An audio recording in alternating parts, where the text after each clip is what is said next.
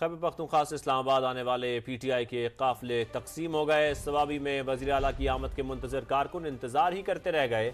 अली अमीन गंडापुर संजानी से काफिले के साथ आगे रवाना हो गए। दीगर सूबाई रहनुमा भी अलग अलग काफिलों के साथ इस्लामाबाद पहुंचे।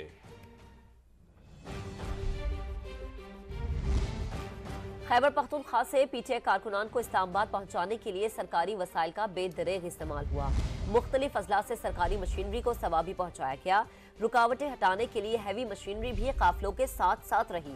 एम्बुलेंसेज और रेस्क्यू की गाड़ियों को सफेद स्टिकर्स लगाकर छुपाने की कोशिश की गई। जलसा गाह में भी बदनज़मी। गुस्से में आए शेर अफजल मरवत ने कारकुन को मुक्का जड़ दिया।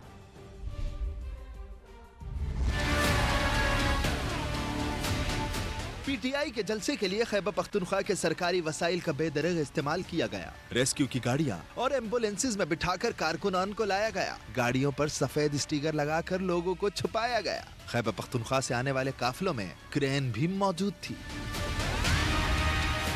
मार्गला एवेन्यू पर जिगजैग रखे कंटेनर्स को भी कारकुनों ने हटा दिया। उस काफिले की कयादत जरताज गुल कर रही थी।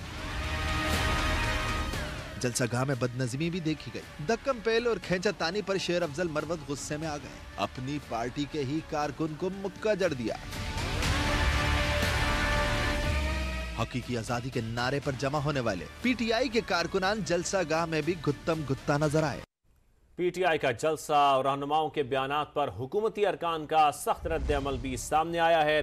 वजीर दिफा ख्वाजा आसिफ का अली अमीन गंडापुर के बयान पर रद्द-ए-अमल सामने आया। ख्वाजा आसिफ ने कहा कि इस शख्स से अपने हल्के में अमन कायम नहीं हो सकता। अगर इतने लश्कर पास हैं तो दहशत गर्दी कंट्रोल कर लें, वरना ये माने कि ये दहशत गर्दों के हलीफ हैं। अपने अल्फाज पर कायम रहना और 15 दिन में अपने लीडर को रिहा करवाना।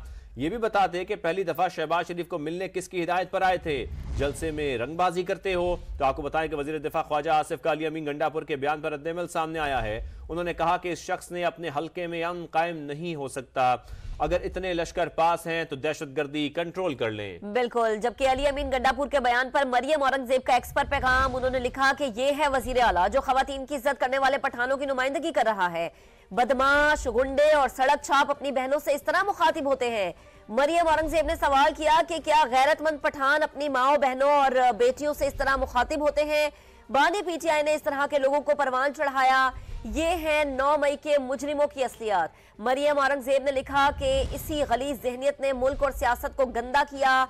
ये लोग मुआशरे की गलाजत के जिम्मेदार हैं। तो मरियम औरंगजेब ने समाजी राबते की वेबसाइट X का इस्तेमाल किया और अपना पैगाम लिखा कि ये है वजीर आला जो खवातीन की इज्जत करने वाले पठानों की नुमाइंदगी कर रहा है। इसके साथ साथ अली अमीन गंडापुर के बयान पर अज़मा बुखारी का रद्द-ए-अमल भी सामने आया। अज़मा बुखारी के अली अमीन गंडापुर की गुफ्तगू पर तनकीद।